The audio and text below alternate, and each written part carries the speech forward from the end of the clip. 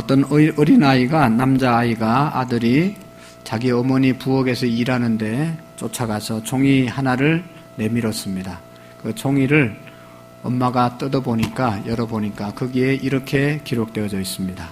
어제 엄마 심부름한 값 2,000원, 또 그저께 방 청소한 것 2,000원, 동생 돌봐준 것 2,000원, 숙제한 것 2,000원. 그래서 합 10,000원을 청구했습니다. 그리고 엄마를 많이 쳐다보고 있는 겁니다. 여기 좀 쳐다보세요. 많이 쳐다보고 있어요. 그래서 엄마가 그 종이에다가 다시 적어서 아들에게 주었습니다. 엄마가 너를 10달 동안 키워준 것, 10달 동안 뱃속에 데리고 다닌 것 무료. 지금까지 태어나서 먹여주고 입혀준 것 무료. 학교 보내준 것 무료. 네가 아파서 병원에 입원해서 밤새껏 잠 못 자고 꿍꿍 앓을 때 옆에서 간호해 준 것 무료. 그리고 제일 밑에다가 이 모든 것 말고도 너에 대한 모든 것은 진정한 사랑은 무료라고 어머니가 이거를 써서 아들에게 주었습니다. 아들이 천천히 읽어보더만은 눈물을 툭툭 흘리는 거예요. 어린아이지만. 그러면서 엄마 사랑해요. 그러더니 아들이 연필을 들어서 큰 글자로 썼습니다. 엄마, 전부가 다 지불되었어요. 내가 진 빚이 더 많군요 라고 적었다고 합니다. 사랑하는 성도 여러분, 2부 예배 때도 보니까 엄마한테 청구서 낸 얘기 들고 다 픽 웃더라고요.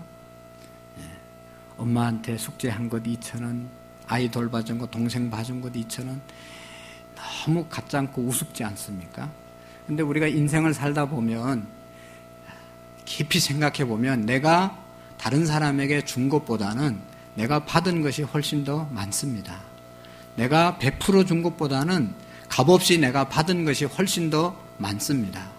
내가 열심히 노력해서 사는 것보다는, 내가 열심히 노력한 것보다는 저절로 그냥 되어진 것이 훨씬 더 많습니다. 저절로 되어진 것을 우리는 기독교적인 용어로 은혜라고 이야기합니다. 내 노력보다 은혜가 더 컸기 때문에 오늘 우리가 사실은 있는 겁니다. 근데 이 사실을 깨닫고 살면 나는 내가 한 것보다, 내가 다른 사람에게 준 것보다, 내가 투자한 것보다 더 많은 것을 받고 누린다고 생각하는 사람은 행복하게 살아가고, 나는 날마다 베풀기만 하고, 난 날마다 주기만 하고, 나는 누구에게도 받지 못한다고 생각하는 사람은 불행한 인생을 살 수밖에 없습니다. 오늘 성경은 사도 바울 선생님께서 로마에 있는 교회에게 로마서를 써서, 편지를 써서 예수 믿는 것이 무엇인가, 복음이 무엇인가, 내가 왜 당신들에게 복음을 전거하는지에 대해서, 복음에 대해서 설명해 주기 위해서 이 로마서를 쓴 겁니다. 여러분, 사도 바울 선생님께서 이 로마서를 쓰고 이 로마에 가고 싶어 했던 그 가장 중요한 이유를 14절에 말씀하고 있습니다. 바로 14절의 말씀에 보면 이렇게 기록되어져 있어요. 읽을 수 있는 분들은 같이 한번 읽어봤으면 좋겠어요. 시작. 헬라인이나 야만인이나 지혜 있는 자나 어리석은 자에게 다 내가 빚진 자라. 아멘. 사도 바울 선생님은 헬라인, 당시에 아주 문화가 발달되고 이 그런 문화를 생활을 했던 그런 민족이 헬라입니다. 헬라 사람이나 그 반대로 문화 활동을 하지 못한, 문화 생활을 하지 못하는 야만인이나 지혜 있는 자나 어리석은 자에게, 요즘 말로 말하면 있는 사람이나 없는 사람이나 배운 사람에게나 못 배운 사람에게나 내가 다 모든 사람에게 나는 빚진 자다. 그렇게 사도 바울은 생각하고 그 빚을 갚아야 되기 때문에 내가 로마로 가고 싶고 내가 그 빚을 갚기 위해서 이 로마서를 너희에게 써서 전달한다라고 말씀하고 있는 것입니다. 모든 사람에게 나는 빚진 자다라고 생각하고 사는 사람이 사도 바울이었습니다. 요즘 우리가 금요일 날마다 사도행전을 보는데, 사도행전에 보면 사도 바울 선생님이 가는 곳마다 복음을 전거했는데, 그곳에 가서 예수님 전거하고, 그곳에 가서 귀신 쫓아내고, 그곳에 가서 아픈 사람 고쳐주고, 그곳에 가서 좋은 말씀 전거해 주는데, 오는 것은 핍박과 그리고 모함과 여러 가지 멸시와 어려움이 사도 바울에게 찾아왔습니다. 그렇게 핍박을 받으면서도 사도 바울이 복음을 전거했던 이유 중에 하나는, 가장 큰 이유는 나는 하나님께 빚진 자다. 나는 복음의 빚진 자다. 빚진 자이기 때문에 빚을 갚아야 되기 때문에 내가 힘들고 내가 핍박을 받고 내가 욕을 먹어도 이 일을 한다고 사도 바울은 말씀하고 있는 것입니다. 사도 바울은 모든 사람에게 빚진 자의 심정으로 살아갔습니다. 여기에서 빚이라고 하는 것은 물질적인 경제적인 빚이 아니라 복음에 대한 빚을 졌습니다. 복음에 대해서 빚을 졌습니다. 오늘 저와 여러분들이 정말로 복음을 믿고 예수님을 믿는 사람들이라면 우리 모두도 사도 바울처럼 복음의 빚진 자입니다. 복음의 빚진 자입니다. 여러분들이 아멘을 안 하니까 복음에 대해서 왜 빚을 졌는지 설명을 해야 될 것 같아요. 설명을 해줄 테니까 잘 들어보세요. 내가 빚진 자인지 아닌 자인지를 잘 기억해야 합니다. 여러분, 빚은 반드시 갚아야 되는 것이죠. 빚을 갚아야 자유할 수 있는 것 아닙니까? 정말로 착하고 양심이 있는 사람은 빚을 지면 그 빚 때문에 짓눌려서 자유함을 누리지 못합니다. 빚을 갚기 전에는 늘 마음이 무겁고 힘든 겁니다. 그래서 IMF 때 빚이 많이 갑자기 늘어나서 갚지 못해서 스스로 목숨을 끊은 사람도 우리 주변에 많이 봤습니다. 지금도 빚을 갑자기 지고 나면 그 빚에 대한 충격 때문에 갚아야 된다는 압박감 때문에 스스로 목숨을 끊는 사람도 가끔 있습니다. 양심적인 사람이죠. 인격적인 사람입니다. 내가 무엇을 해야 된다는 의무감을 갖고 있는 사람이 있는가 하면 의무가 있는데도 불구하고 의무감을 가지고 살지 않는 사람들이 있어요. 내가 빚을 갚아야 되는데 그 빚에 대한 의식도 없고 빚을 갚으려고 노력도 하지 않고 갚지 않는 사람은 사실은 아주 잘못된 사람, 나쁜 사람이죠. 빚은 반드시 갚아야 되지 않습니까? 남의 물건 빌려서 썼으면 반드시 갖다 주어야 됩니다. 남의 물건을 우리가 빌렸으면 돌려주는 것이 인간적이고 인격적인 것이죠. 이건 잘하고 칭찬받을 일이 아니고 당연한 의무인 것입니다. 오늘 대한민국에 살면 대한민국의 국민으로서 4대 의무를 감당해야 되는데 이 의무를 감당하는 사람이 있고 의무를 감당하지 않는 사람이 있어요. 어느 공동체든지 가면 여러분 오늘 찬양대가 얼마나 은혜롭게 찬양했어요. 찬양하면서 찬양대 안에서도 의무가 있고 권리가 있단 말이죠. 성숙한 찬양대원들은 권리도 누리지만 의무를 잘 감당하는 사람인 것이죠. 우리 국민들이 성숙한 국민이 되려면 적어도 모든 국민들이 나라에 대한 기본적인 의무를 감당할 때 우리나라는 성숙한 나라가 될 것 아니겠습니까? 가정 안에서도 우리 각자에게 맡겨진 역할들이 있는데 그 이제 직분이 있는데 그것을 감당할 때 그 가정이 행복할 수 있고 수준 있는 가정이 될 수 있는 것이지 남편의 역할, 남편의 의무, 아내의 의무, 자식의 의무, 부모의 의무 감당하지 않는 그런 가정이 되면 이건 뒤죽박죽된 가정인 것입니다. 여러분 신앙생활하면서도 그런 것이죠. 분명히 우리는 이 의무가 있음을 복음의 빚진 자임을 우리가 깨달아야 하는 것입니다. 그래서 오늘 우리가 분명히 먼저 알아야 될 것은 우리가 다 빚을 졌는데 어디에 빚을 졌나? 복음의 빚을 졌다고 말씀하고 있습니다. 이 복음의 빚진 자인 것을 우리가 깨달아야 되는 것입니다. 자, 여러분 보세요. 16절의 말씀에 보면 그러면 우리가 왜 복음의 빚진 자인가? 복음이 뭔지를 우리가 정말로 제대로 깨달아야 됩니다. 복음이 무엇인지 16절 말씀 사도 바울이 왜 자기는 복음의 빚진 자라고 말씀하는지를 복음이 뭔지를 16절에 말씀하고 있어요. 한번 같이 읽어보겠습니다. 시작. 내가 복음을 부끄러워하지 아니하노니 이 복음은 모든 믿는 자에게 구원을 주시는 하나님의 능력이 됨이니라. 먼저는 유대인에게요 그리고 헬라인에게로다. 아멘. 사도 바울은 복음에 대해서 부끄러워하지 않는다고 그랬어요. 이 복음은 모든 믿는 자에게, 복음을 믿는 자에게는 구원을 주시는 하나님의 능력이 되기 때문에 복음을 부끄러워하지 않는다고 그랬어요. 복음, 예수님에 대한 소식인데 이것을 복음을 부끄러워하지 않는다. 오늘 우리 모든 성도님들이 정말로 복음을 부끄러워하지 않는 그런 믿음의 사람 되기를 축복합니다. 복음, 예수님이거든요. 예수님 믿는 것 부끄러워하는 사람들이 가끔 있어요. 오늘도 교회 오면서 성경책 딱 이렇게 차고 자랑스럽게 나 예수 믿는 사람이라고, 나는 예수님 믿는 사람이라고, 안산구름문교회 다니는 사람이라고 자신 있게 자랑하면서 떳떳하게 온 사람들이 대부분이겠지만 간혹 그렇지 않는 사람도 있어요. 자기 예수 믿는 것 드러나는 것을 창피해하고 어디 직장에서나 사람들이 자기 예수 믿는 것 알까 봐 두려워하는 사람도 가끔 있다고 그래요. 기도할 때 점심 때 식당에 가서 밥 먹을 때도 기도하다가 예수 믿는 거 들통날까봐 그냥 끝이에요. 이러면 이게 기도한 거, 이게 기도한 거. 이게 복음을 부끄러워하는 것이죠. 사도 바울은 나는 복음을 부끄러워하지 않는, 예수 믿는 거 부끄러워하지 않는다라고 당당하게 말할 수 있었습니다.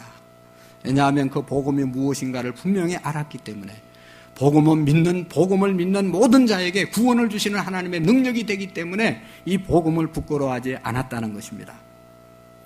주 예수를 믿어라, 그리하면 너와 내 집이 구원을 받으리라고 당당하게 간수 앞에서도 증거하고 모든 사람 앞에서 사도 바울은 주 예수님 믿으라고 전할 수 있었던 것은 복음을 부끄러워하지 않았기 때문입니다. 또 복음에 대해서 빚을 졌다고 말하고 있습니다. 복음에 대해서 빚을 졌기 때문에 복음 전거하는 일로 일생을 사도 바울이 드리게 되었습니다. 중요한 것은 그러면 복음이 무엇인가 하는 것입니다. 여러분, 우리는 지금까지 교회 오면 복음, 마태복음, 누가복음, 요한복음, 누가복음, 복음성가, 복음에 대해서 얼마나 많이 들었어요. 근데 복음이 뭔지를 정말로 분명히 알아야 되는 겁니다. 복음을 알고 그 복음을 누리고 복음을 증거하면서 우리가 살아야 되는 겁니다. 예수 믿는 사람에게는 복음 빼면 아무것도 없어야 되는 겁니다. 교회는 복음 없으면 이거는 아무것도 아닌 것입니다. 오늘은 정말로 중요한 이야기를 하려고 합니다. 여러분들이 교회 오는 건 너무 중요하지만 나 교회 갔다 와서 교회 다녀, 거기에 만족하면 아무런 의미가 없어요. 교회 다녀서 좋은 게 뭐가 있어요? 교회 갔다 오느라고 시간만 낭비했지.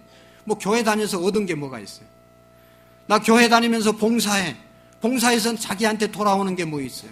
시간만 낭비하고, 오히려 주일날 갈 때 못 가고 할진 못하고 그냥 교회 와서 시간만 낭비하고 나의 물질도 드리고 낭비하는 것이죠. 복음을 깨닫지 못하면 우리가 하는 종교적인 모든 행위가 의미가 없다는 것을 우리가 기억해야 합니다. 나 교회 집사야. 집사가 그거 어떻게 했다고, 집사가. 누가 집사님이라고 알아주기를 해요. 세상에서 무슨 대우를 해줘. 의미가 없는 거예요. 교회 다니는 이유는 우리가 예수님 믿는 복음의 의미를 제대로 알고 누리는 복음을 붙잡는 것이 가장 귀중한 것입니다. 오늘 교회를 왔어도 복음이 뭔지를 분명히 깨닫고 복음을 누리면서 살아야 예수님을 제대로 믿는 것이고, 수십 년 죽을 때까지 예수님 믿어도 복음이 뭔지를 모르고 신앙생활 교회 다니면 이건 정말로 불행한 겁니다. 이게 목사가 문제가 아니고 집사가 문제가 아니에요. 복음을 제대로 우리가 깨달아야 됩니다. 저는 많은 분들이 교회 열심히 다니다가 다닐 뿐만 아니라 교회 나와서 헌금도 많이 하고 그냥 시간 바쳐서 물질 바쳐서 자기의 건강 젊음 바쳐서 열심히 일하다가 어느 순간에 그만두는 사람 많이 봤어요. 교회 안 나오는 사람 많이 봤어요. 왜 그러냐? 복음을 못 깨달았기 때문에. 복음의 진리를, 기독교의 진리를 못 깨달았기 때문에 그런 거죠. 열심히 해봐도 별 볼 일 없네. 열심히 다녀봐도 없는 것도, 돌아오는 것도 없네. 돌아오는 것도 없지요. 그러나 여러분, 복음의 비밀을 제대로 깨달아야 되는 겁니다. 사랑하는 성도 여러분, 복음이 무엇입니까? 복음. 한문으로 복복자, 소리음자, 음성. 복된 음성이 복음이에요. 한문으로는. 복된 소리, 그것이 복음이에요. 그 복된 소리의 내용이 뭔가 하면 예수 그리스도예요. 예수님이세요. 그런데 이 헬라어에서는 복음이 뭔가 하면 유앙겔리온이라는 단어로 썼어요. 뭐라고요? 유앙겔리온. 복음 한문으로의 뜻은 뭐라고요? 복된 소식. 우리는 복음이라고 이렇게 부르는 것을 헬라 사람들은 유앙겔리온이라고 말했는데, 이 유앙겔리온은 언제 이야기하는가 하면, 이 유앙겔리온은 무엇을 말하는가 하면 양의 뿔을 보면 이렇게 여기는 좁고 여기는 이렇게 넓어서 나팔 역할을 하는 겁니다. 그래서 중요한 얘기를 할 때는 큰 소리로 많은 사람들이 들어야 될 때는 이 양각 나팔을 가지고 크게 외치는 겁니다. 그러면 많은 사람이 듣게 만드는 것. 이것이 바로 뭔가 하면 유앙겔리온 복음이었어요. 전쟁이 납니다. 그러면 동네에 아버지도 전쟁에 나가고 큰아들도 전쟁에 나가고 좀 장성한 아이들, 남자들은 다 전쟁에 나가서 전쟁을 합니다. 전쟁에 나간 아들, 또 남편을 둔 이제 어머니와 또 이제 아내들은 전쟁의 소식을 그냥 마음 졸이면서 기다리는 거죠. 몇 개월 동안 전쟁에 나간 자식들, 남편이 어떻게 될까 그냥 마음 졸이고 기다리고 있다가 이제 전쟁이 끝나면 전령이 막 달려와가지고, 요즘처럼 뭐 전화기가 있는 것도 아니고 핸드폰이 있는 것도 아니고, 이게 사람이 직접 달려와가지고 이야기해야 되는 거거든요. 사람이 막 달려와서 저 동네 높은 산에 올라가서 뭐 이렇게 봉화, 불을 피우든지, 아니면 사람들이 다 보이는 곳에 모여가지고 이 유앙겔리온으로, 이 양의 뿔로 확 외치는 겁니다. 전쟁이 끝났습니다. 이번 전쟁에서 우리가 승리했습니다. 그러면 어떻게 되겠어요? 그냥 아내와 어머니들이 남편과 아들 나가서 어떻게 됐는지 궁금하게 기다리고 있다가 승리했다는 소식을 듣고 그냥 너무너무 좋아하지 않겠어요? 죽은 줄, 어떻게 된지를 모르는 그 남편, 자녀들이 이제 이겨서 승리해서 돌아온다는 소식에 너무너무 기뻐서 콱 하고 막 그냥 잔치가 벌어지고 축제가 벌어지는 거예요. 우리가 전쟁에서 승리했습니다. 그래서 우리 자녀들, 우리의 남편 다 무사합니다. 돌아옵니다. 그 소식을 전하는 것이 유앙겔리온이에요. 그 소식을 듣고 나면 모든 동네 사람들이 너무너무 기뻐하는 겁니다. 여러분이 유앙겔리온은 뭔가 하면 복음인데, 예수 그리스도의 소식인데, 예수 그리스도의 소식을 듣는 자마다 죄악으로 말미암아 그냥 죽을 수밖에 없는 영혼들, 사단에게 질리는 영혼들이 예수 그리스도의 분명한 소식을 듣고 그로부터 자유하고 영생 얻는 그 사람들이 기뻐하는 그 모습이 바로 복음이라는 것입니다.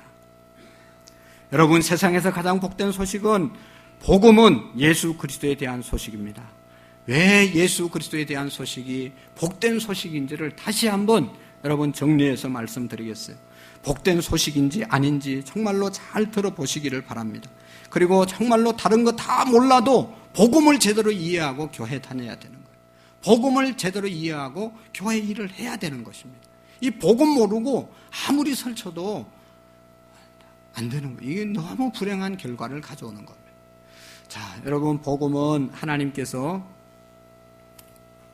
우주 만물을 말씀으로 창조하셨잖아요. 모든 것을 창조하시고 거기에 에덴 동산을 만드시고 아담과 하와를 지으시고 아담에게 말씀했습니다. 이 에덴 동산에 있는 모든 각종 과실을 네 마음대로 먹고, 그러나 마음껏 누리고 한 가지만 하지 말라. 그게 뭔가 하면 동산 중앙에 있는 선악과 나무, 선악을 알게 하는 열매만은 따먹지 말라고 말씀합니다. 이것을 먹는 날에는 네가 정령 죽으리라 말합니다. 여러분, 하나님께서는 모든 것을 우리에게 위임해 주셨고 우리가 다 할 수 있지만 오늘도 우리에게도 마찬가지로 선악과를 주셨어요. 이거 하지 마라, 너 하나님이. 다른 거 다 할 수 있지만 이것만은 하나님의 것이고 이것만은 네가 해서는 안 된다 하는 선악과가 우리에게 있어요. 여러분, 아담이 그 말씀을, 하나님의 말씀을 듣고 선악과 안 따먹었어요. 그런데 그의 아내 하와가 사단의 유혹을 받습니다. 사탄은 항상 하와에게 와서 하나님이 뭐라고 그랬냐? 다 먹지 말라고 그랬냐? 아니다, 선악과만을 먹지 말라고 그랬다. 그거 먹는 날엔 정녕 죽는다고 그랬다. 사단이 하는 얘기 들어보세요. 절대로 죽지 않는다. 그거 먹으면 너도 하나님처럼 된다. 하나님이 하나님처럼 되는 것, 인간들이 하나님처럼 되는 거 싫어하기 때문에 그거 하지 말라고 그랬어. 먹지 말라고 그랬어. 그거 먹는 날에는 너도 하나님처럼 눈이 밝아져서 하나님 안 섬겨도 되고 하나님처럼 된다. 유혹했잖아요. 여러분, 오늘날도 사탄은 여전히 하나님을 하나님으로 믿지 못하게, 네가 하나님이지, 네가 하나님이지 뭐 하나님이 따로 있냐, 하나님 섬기지 못한 네가 하나님 되라고 계속 우리에게 유혹하는 거예요. 사탄이 유혹하는 그 소리 하와가 듣고 선악과 따먹고 남편에게도 주잖아요. 하나님께서 약속대로 너 왜 그거 따먹었냐 그렇게 묻잖아요. 그거 따먹고 무서워서 피했어요. 너 어디 있냐? 선악과 따먹어서 무서워서 숨었습니다. 누가 따먹게 했냐? 하나님이 주신 아내 때문에, 하나님이 주신 뱀이 유혹해서, 사탄이 유혹해서 먹었습니다. 그래서 하나님과의 관계가 그때 깨지잖아요. 하나님께서 에덴 동산에서 쫓겨내시고 이제 하나님 떠나니까, 하나님 떠난 인간이 선악을 알지 못하는 거예요. 죄를 지어도 양심의 가책을 느끼지 못해 계속 죄를 짓게 된 것이죠. 죄의 결과는 어떻게 됩니까? 죄를 지으면 이 세상이나 어느 세상에서든지 죄값은 지불하게 돼 있어요. 죄값은 받아야 되는 것입니다. 여러분, 우리가 엄밀한 죄를 지어도 언젠가는 그 죄에 대한 대가는 여러분 다 받으심을 우리가 기억해야 됩니다. 아무도 모르는 것 같아도 하나님은 알고 계시고요. 죄에 대한 분명한 대가는 우리가 지불하잖아요. 39년 전에 광주 사태 주범이 누구냐? 39년이 됐는데도 아직까지도 얘기하잖아요. 역사가 아무리 바뀌어도 누가 죄를 지었는지, 누가 선한 일을 했는지는 다 밝혀질 거예요. 죄값은 사망입니다. 죄를 지면 반드시 죄에 대한 대가를 지불하게 돼 있어요. 인간들이 죄 짓고 그 결과로 멸망, 지옥에 떨어지게 되었던 것이죠. 인간이 태어나서 죄 짓다가 지옥 가고, 인간이 태어나서 죄 짓고 지옥 가고, 하나님 보실 때 아니 인간들이 지옥 가기 위해서 만든 것이 아닌데 천국으로 가야 되는데 하나님 마음이 지옥으로 떨어지는 영혼들을 보고 너무 마음이 아픈 거죠. 그래서 하나님께서 인간 구원하기 위해서 계획을 세우는데 그 계획이 자기 아들 예수를 이 땅에 보내셔서, 예수님을 이 땅에 보내셔서 모든 인류의 죄를 예수님께 전가시키고 그분을 십자가에서 제물로 받으신 것 아닙니까? 예수님을 십자가에서 죽게 만들고 이 사실을 믿는 자들에게는 죄가 있어도, 죄를 지었어도 죄값을 내가 죄를 지었기 때문에 감당해야 되지만 예수님 믿으면 예수님이 다 지불해 주셔서 죄를 묻지 않는 것, 그래서 지옥 가야 될 사람이 천국 가게 만드는 것, 이것이 복음입니다. 할렐루야.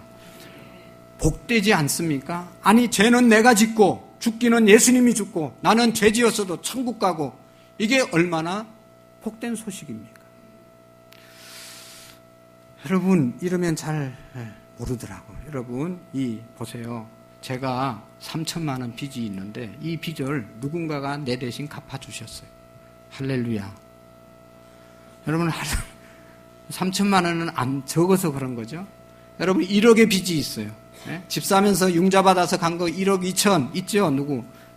그거 옆집 누군가 다 갚아주셨어요. 할렐루야죠? 모르겠어요? 한 번도 그런 게 없었으니까 이해를 못하는 거. 그런데 여러분 정말로 내 빚을 누군가가 갚아주셨으면, 탕감해 주셨으면, 갚아주셨으면 그거 얼마나 감사한 일이에요. 그게 복음이죠. 우리 교회에 빚이 있는데 어느 교회에서 갚아주면 저는 가는 곳마다 우리 교회 빚이 얼마 있었는데 어느 교회에서 갚아주셨어. 할렐루야 하고 계속 나발 불고 다닐 거예요.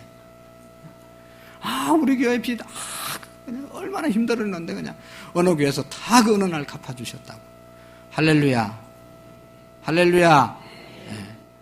하나님이 여러분 죄 짓고 지옥 갈 사람들을 그 용서해 주시고 천국 가게 만들었다니까요. 할렐루야. 이게 복음입니다. 이걸 믿는 사람은 복음을 믿는 사람이고, 이걸 안 믿는 그런 일이 있냐, 그런 사람은 복음을 안 믿는 거예요. 그러니까 감사가 없고, 뒤에 얘기하겠지만 이게 신앙생활에 즐거움이 없는 거예요. 이 비밀을 모르니까. 죄는 내가 짓고 다 죄 진 거 용서해 주고 너 의인이라고 이야기해 주시고, 또 하나 중요한 것은 복음은 그 예수님이 우리와 늘 함께 있다는 겁니다. 하나님이, 예수님이 늘 나와 함께 하는 것, 이걸 믿는 것이 복음을 믿는 것입니다. 믿습니까? 여러분 하나님이 나와 함께 하심을 믿습니까? 왜냐하면 예수님의 이름, 예수님이 잉태했을 때 뭐라고 그랬어요? 천사가 마리아에게 그의 이름을 임마누엘이라 하라. 임마누엘은 하나님이 그와 함께 하심이니라. 예수님 이름, 그것은 예수, 우리를 구원할 자이신 뿐만 아니라 임마누엘, 우리와 함께 하시는 분, 하나님이 우리와 함께 하시고 예수님이 우리와 함께 하시고 늘 함께 하시는 그 하나님이 나의 하나님이시다. 이거 믿는 것이 복음을 제대로 믿는 것입니다. 여러분, 우리가 이 복음을 제대로 깨달을 수 있기를 바랍니다. 주님이 나를 위해서 십자가에서 죽으심으로 나는 지옥 갈 사람인데 천국 가게 되었다. 이게 복음이에요. 믿으십니까? 네. 여러분 지옥이 별로 잘 몰라서 지금 반응이 그런 것 같은데 한번 지옥 가보시겠어요? 우리 지옥이 얼마나 험악한 곳인데 그곳에 갈 우리를 천국으로 보내주셨다니까요. 이게 복음이 아닙니까? 이게 복음이. 차를 운전하다가 딱지를 끊었는데 신호 위반해서 8만 원, 9만 원짜리 끊어야 되는데 그냥 사정하니까 교통순경이 다시는 그러지 마세요 아저씨 그러면서 그냥 탁 가게 했어요. 고맙습니다. 고맙습니다. 얼마나 인사를 열심히 잘합니다. 여러분 죽을 우리를 천국으로 인도하셨다니까요. 그리고 그 하나님이 우리와 늘 함께 하신다는 것입니다. 이게 복음입니다. 그래서 사도 바울은 이 사실을 믿었기 때문에 어떻게 살았는가 하면 8절의 말씀에 보시면 감사했다고 말씀해요. 감사함으로 살았다고 그랬어요. 먼저 내가 예수 그리스도로 말미암아 너희 모든 사람에게 관하여 내 하나님께 감사함은 너희 믿음이 온 세상에 전파됨이니라. 감사함으로 살게 되었습니다. 사도 바울은 복음을 깨닫고 난 다음에 그냥 감사할 수밖에 없었다는 것이죠. 우리가 하나님 앞에 빚진 자의 심정으로 감사하는 마음으로 살 수밖에 없는 것, 이것은 바로 우리가 구원을 받았기 때문에 복음의 비밀을 깨달았기 때문인 것이죠. 사도 바울은 예수님을 믿고 구원받은 것에 대해서 한마디로 감사하는 삶으로 살았습니다. 여러분, 우리 그리스도인들이 가장 많이, 세계 모든 공통적인 그리스도인들, 진정으로 예수님을 믿는 사람들이 가장 많이 부르는 찬송이 뭔지 아세요? 아, 하나님의 은혜로 있을 데 없는 자 왜 구속하여 주는지 난 알 수 없도다. 찬송가 305장인가 310장인가 찬송이고, 나 같은 죄인 살리신 주 은혜 놀라와 잃었던 생명 찾았네. 이 찬양을 가장 많이 부르시고요. 301장 지금까지 지나온 것 주의 크신 은혜라. 이 찬양을 가장 많이 부르는 겁니다. 여러분 생각해 보세요. 이 자리에 우리가 있는 것 하나님의 은혜가 아니겠습니까? 예수님 믿고 구원받았다는 것 다 내가 잘나서 내가 착한 일에서 구원받은 것 아니고요. 하나님의 은혜임을 믿습니다. 여러분 누가복음 17장에 보면 나병 환자들 10명이 길을 가다가 예수님 만나고 예수님께 말합니다. 예수님, 이 병 좀 고쳐주세요. 그럴 때 예수님께서 그래, 너희들의 몸을 제사장에게 가서 보이라 말합니다. 왜 제사장에게 가서 보이라고 했는가 하면 그 당시에 나병이 걸리면 이게 나병이다, 또 나았으면 나았다 판명을 해주는 사람이 제사장이기 때문에 제사장의 이 판명증이 있어야 나병 걸렸다가 가정으로 돌아갈 수가 있었어요. 그러니까 너희들의 몸을 제사장에게 가서 보이라. 그래서 제사장에게 열심히 달려가는데 중간에 가다 보니까 나병이 다 깨끗하게 10명이 다 고침받았어요. 9명은 얼마나 감사한지, 얼마나 좋은지, 자기 갈 곳이 얼마나 많겠어요. 그냥 다 자기 갈 길로 달려가 버리고, 한 사람, 아, 내가 이렇게 깨끗함을 받은 것이 누구 때문에 깨끗함을 받았냐, 이게 예수님 때문에, 예수님이 가라고 해서 깨끗하게 된 것 아니냐. 그래서 생각하고 예수님께 달려와서 예수님께 살해했다고 그러잖아요. 누가복음 17장에 보면 살해를 했습니다. 그럴 때 예수님께서 이 말씀합니다. 이르시되 10사람이 다 깨끗함을 받지 아니하였느냐, 그 9은 어디 있느냐라고 예수님께서 말씀했습니다. 나병 걸리면요, 가정에서 또 다른 정상적인 사람과 함께 생활을 할 수 없도록 추방을 당합니다. 격리해서 생활을 해야 됩니다. 그러니까 가족에게 쫓겨가는 거예요. 그렇게 정말로 험한 병인데 이 병을 고침받고도 그 은혜를 생각하지 못하고 깨닫지 못하고 그냥 자기 갈 길로 가버린 사람들이 많이 있다는 것이죠.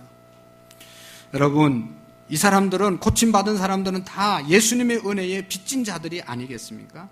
그런데 그 고침받은 것을 빚이라고 생각한 사람은 한 사람밖에 없었기 때문에 한 사람만 예수님께 와서 감사하고 살해했다는 것이죠. 우리가 큰 은혜를 받고서도 감사하지 않는다는 것, 그것은 우리가 너무 잘못된 것 아니겠어요?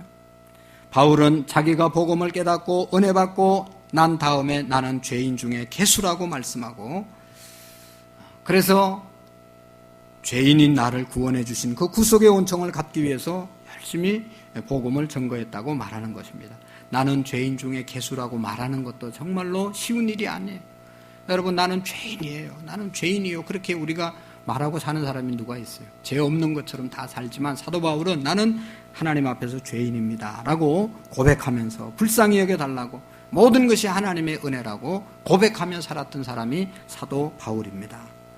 그래서 사도 바울은 오늘 성경에 있는 것처럼 헬라인에게도 빚진 사람이고 야만인에게도 빚진 사람이고 지혜 있는 사람에게도 무식한 사람에게도 내가 빚을 졌다라고 고백을 합니다.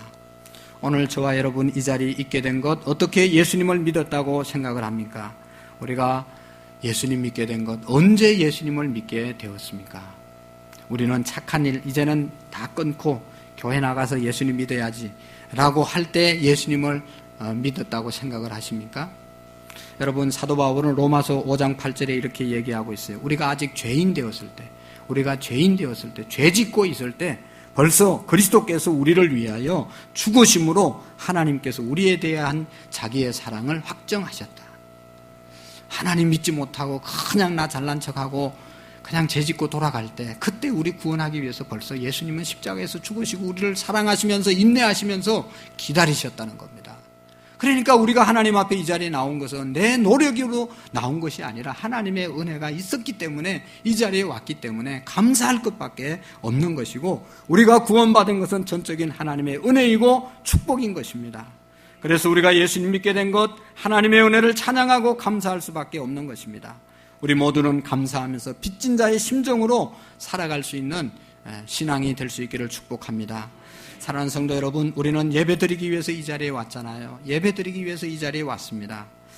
그런데 예배드리면서 가장 우리가 가져야 될 중요한 마음, 심정은 뭔가 하면 나는 하나님 앞에 빚진 자다. 할렐루야. 나는 빚진 자 의식이 있어야 되는 것입니다. 우리가 하나님 앞에 나올 수 없는 죄인들이기 때문에 우리는 빚진 자 마음을 가져야 되는 것입니다. 여러분, 우리가 몰라서 그렇죠. 성경에 보면 이사야 6장에 보면 이사야라고 하는 선지자, 하나님 말씀을 전가하는 선지자가 있었어요. 이 이사야 선지자가 성전에서 기도하다가 어느 날 하나님을 만나게 되는 거예요. 하나님. 여러분, 오늘도 우리가 예배 드릴 때 하나님이 우리에게 나타나는 은혜가 있기를 축복합니다. 하나님이 지금 없다고 생각하니까 이렇게 앉아있지, 여기 지금 내 옆에 하나님이 지금 계셔요. 그런 마음을 갖고 예배 드려보세요. 거룩하신 하나님, 죄가 없으신 하나님, 모든 것을 알고 계시는 하나님, 우리의 심정을 다 알고 계시는 그 하나님이 내 옆에 계시다고 하면 내가 어떻게 하나님 앞에 있을 수가 있겠습니까, 여러분? 이사야가 그 하나님 만나고 난 다음에 제일 먼저 고백하고 깨달은 게 뭐예요? 하나님 말씀 증거하던 이사야가, 하나님, 내 입술이 부정합니다. 나는 내 입술이 화로다. 내 입술이 부정합니다. 나는 하나님 말씀 증거할 수 있는 그런 사람이 아닙니다.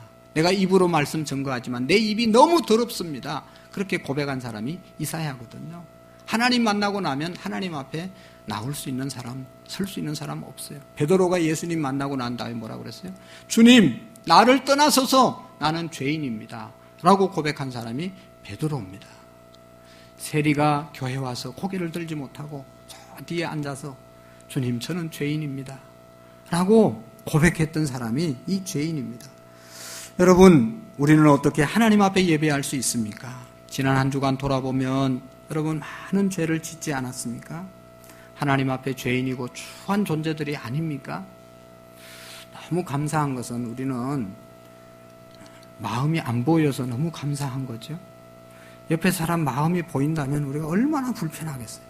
저 인간이 나를 씹고 막 미워했던 거 다 보이면 얼마나 지금 안 보이는 게 감사하지. 모르니까 예배 드리는 거예요. 근데 하나님은 다 알고 계시는 것이거든요. 다 아시는 하나님 앞에 우리가 지금 나와서 앉아 있는 거거든요. 이것은 다 알면서도 우리를 용서해 주시고 다 알면서도 그냥 용납해 주시는 하나님의 은혜 때문에 여기 앉아 있는 겁니다. 여러분, 우리의 관계가 서로가 죄가 있는 관계면 관계가 형성될 수가 없어요. 만나기 싫고 안 만나고 만날 수 없습니다. 그러나 한쪽에서 다 용서해 주셨기 때문에 만나고 이 자리가 있는 것 아니겠습니까? 하나님께서 우리에게 큰 은혜를 베풀어 주시고 우리는 은혜를 입은 자들입니다. 이 사실을 깨달을 때 빚진 자의 심정이 되고 감사한 마음으로 살아갈 수 있는 것입니다. 지난 세월 우리가 돌아보면 하나님 앞에 감사할 것밖에 없습니다. 그래서 사도 바울은 이 감사한 마음을 빚진 자의 심정으로 이야기하는 겁니다. 여러분, 어떤 사람이 빚을 지고도 그 빚을 갚지 않는 사람이 있습니다. 그런 생각하고 살아가는 사람은 참 나쁜 사람이죠. 빚이 있으면서도 안 갚고 사는 사람 때문에 세상이 복잡한 것 아니겠습니까? 갚을 건 갚아야 되는 거죠. 근데 사도 바울은 강한 부채의식 가지고 살았기 때문에 복음을 전거하고 살게 된 것입니다. 여러분, 어떻게 이 빚만은 꼭 갚으려고 하는 그런 마음, 그것이 바로 사도 바울의 마음이었어요. 여러분, 생각해 보면 내가 다른 사람에게 신세진 것이 없다, 나는 지금까지 아무에게도 신세를 안 지고 살았다 생각할지 모르지만, 다시 한번 깊이 생각해 보세요. 여러분, 지금까지 지금 우리가 여기 있는 것, 제가 이 자리에 있는 것은 저희 부모님의 기도와 희생과 헌신, 성도들의 기도와 헌신, 격려 때문에 이 자리에 있다고 생각합니다. 여러분, 우리 모두가 부모님의 그 헌신과 수고가 없으면 누가 이 세상에 이렇게 떳떳하게 설 수가 있겠습니까? 너무너무 헌신하신 분이 있는 거예요. 그 은혜를 아는 것이 인간이고, 그 은혜를 갚으려고 하는 것이 빚진 자의 심정으로 사는 겁니다. 정말로 부모님의 은혜라고 믿는 사람은 어떻게 하면 지금부터라도 부모님의 은혜에 내가 보답하면서 살까? 하나님의 은혜라고 믿으면 하나님의 은혜에 보답하며 살까? 생각하는 사람이 진정한 그리스도인 아니겠습니까? 여러분, 우리가 하나님 앞에 이 사도 바울을 주목해 보면, 바울은 자기는 누구보다도 복음의 빚진 자라고 말씀하고 있습니다. 그래서 복음의 빚을 앞장서서 갚겠다고 말한 사람이 바로 사도 바울입니다. 여러분, 내가 예수 믿기까지는 누군가가 나를 위해서 헌신한 사람이 있습니다. 여러분 보세요. 로마서 10장 10절에 보면, 그런즉 그들이 믿지 아니하는 일을 어찌 부르리요, 듣지 않은 일을 어찌 믿으리요, 전파하는 자가 없이 어찌 들으리요 라고 하는 말씀이 있습니다. 다시 말하면, 전하는 사람이 없으면 듣는 사람이 없고, 듣지 못하면 믿지 못하고, 믿지 못하면 구원받지 못한다. 구원받기 위해서는 누군가가 전한 사람이 있기 때문이다. 오늘 저와 여러분들이 이 자리에 있게 된 것은 누군가가 나를 위해서 증거하고 기도해주고 중보해준 사람이 있기 때문에 이 자리에 있기 때문에, 그것이 뭔가 하면 바로 은혜이고 빛이라는 것이죠. 그것이 빛입니다. 받은 은혜 우리가 생각하고 복음의 빚을 갚는 저와 여러분들이 될 수 있기를 축복합니다. 그래서 사도 바울은 뭐라고 말씀합니까? 그런 빚진 자이기 때문에 15절에 보면, 그러므로 나는 할 수 있는 대로 로마에 있는 너희에게 복음 전하기를 원하노라. 사도 바울은 항상 이렇게 복음을 전하기를 원한다고. 왜냐하면 복음의 빚을 졌기 때문인 것입니다. 사도 바울은 고린도전서 이 9장 16절에 이 빚진 자 의식이 이제 사명감으로 발전을 하는데요, 이렇게 말합니다. 내가 복음을 전할지라도 자랑할 것이 없으면 내가 부득불 할 일임이라. 만일 복음을 전하지 아니하면 내게 화가 있을 것이로다. 부득불, 내가 하고 싶지 않지만 이 일을 해야 되는 것은 나는 복음의 빚진 자일 뿐만 아니라 이게 나의 사명이 되고, 이것을 전하지 않으면 내게 화가 미칠지 모르기 때문에 복음을 전거한다고 말씀하고 있습니다. 사랑하는 성도 여러분, 우리 모두가 이 복음의 빚진 자 심정이 회복될 수 있기를 축복합니다. 하나님이 우리에게 이 사명을 주셨음을 발견하시고 믿을 수 있기를 바랍니다. 무슨 일을 하든지 우리가 사명감을 가지고 사는 것이 중요합니다. 사명감을 가지면 다 감당해 갈 수가 있습니다. 여러분, 이런 교회가 있습니다. 12명이 모여서 교회를 개척하자, 교회를 세우자. 그래서 12명이 모였어요. 목사님까지 13명. 12명이 모여가지고 딱 우리 교회는 이렇게 간다. 여러 가지로 충분히 상의하고 교회 비전을 딱 정하고 시작했습니다. 그 중에 하나가 뭔가 하면, 우리 12명은 1년 동안에 1년 지나면 꼭 한 사람씩 전도하자 약속했습니다. 1년 동안 여러 가지 프로그램을 가지고 교회에서 훈련을 받고 이렇게 섬겼습니다.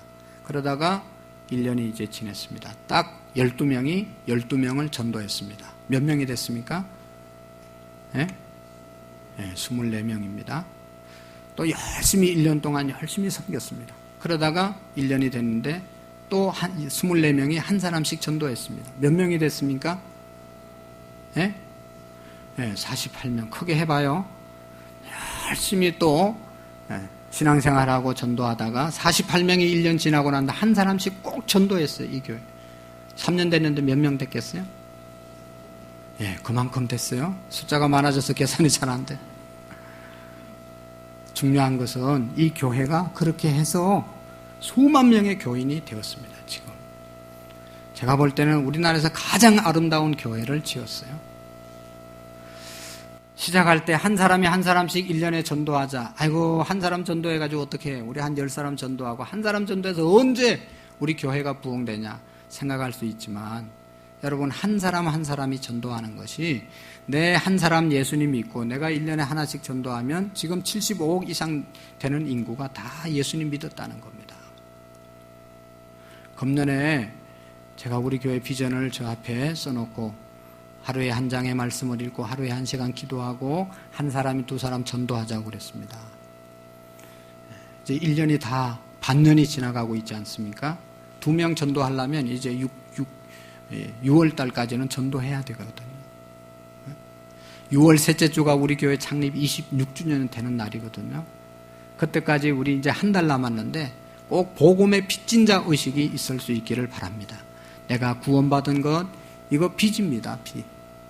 정말로 이게 용서하시고, 싸가지 없는 사람은 의무를 모르는 거예요. 자기 의무를. 자기 의무는 감당하지 않고 받을 것만 생각하면 정말로 이게 나쁜 사람이잖아요. 인격자는 권리와 의무를 잘 감당하는 사람들입니다. 하나님 앞에서 우리가 복음의 빚진 자임을 우리가 기억하시고 복음의 빚을 갚는 은혜가 있기를 축복합니다. 여러분, 우리가 전도하는 가장 중요한 이유는 내가 복음의 빚진 것이기 때문이고, 두 번째로 여러분, 지난 이제 목요일 날 우리 교회 여전도회, 하메노의 여전도 연합회에서 우리 교회를 방문해서 함께 예배를 드렸습니다. 오신 분들이 우리 교회에 들어오면서 와, 너무 좋다 다 그랬어요. 할렐루야. 있는 사람들은 잘 몰라요. 자기 교회가 좋은지 안 좋은지. 그러나 다른 교회에서 서울 한 중심에서 그냥 매연 맡으면서 교회 왔다 갔다 하는 사람은 우리 교회 오면 너무 좋죠. 에덴 동산 같죠. 저쪽에 한번 가보세요. 오늘 예배 마치고 저쪽에 공원에 한번 가보세요. 지금 꽃이 만발해가지고 향기가 얼마나 진동하는지 몰라요. 꽃이 너무너무 아름다워요. 여름이면 여름대로, 겨울이면 하얀 눈이 내려서 또 너무 아름답고, 그냥 이게 너무 아름다워요, 주변이. 할렐루야. 좋은 교회입니다. 좀 알아주시고 다니면 좋겠어요.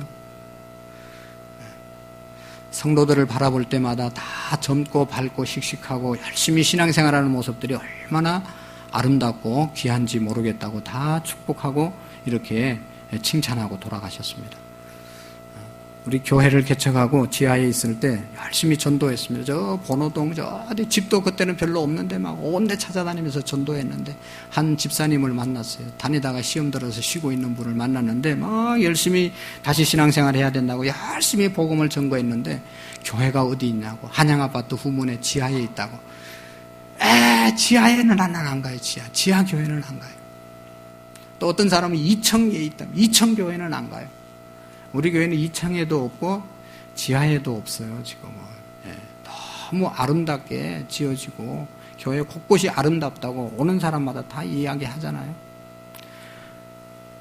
지옥 갈 영혼 천국 가는 그런 복음이 우리 교회 안에 있고, 교회 곳곳이 너무너무 아름답고 성도들이 너무 귀하고 사랑스럽고 은혜가 넘치고, 주변 전경이 너무 좋은 교회인데 우리가 전도 못할 이유가 어디에 있겠습니까? 할렐루야. 한 달 남았습니다. 우리가 창립주일 꼭 기억하고 기도해서 복음의 빚을 갚는 은혜가 있기를 축복합니다. 하나님 아버지 감사합니다. 우리 모든 성도님들이 사도 바울처럼 헬라인이나 유대인에게나 또 지식인에게나 야만인에게 다 빚진 자임을 우리가 깨닫고, 내가 구원받고 예수님 믿게 된 것 누군가를 위해서 받은 빚입니다. 다 갚고 하나님께 영광 돌리는 우리 교회, 우리의 삶이 되어질 수 있도록 도와주시옵소서. 예수님의 이름으로 감사하며 기도하옵나이다. 아멘.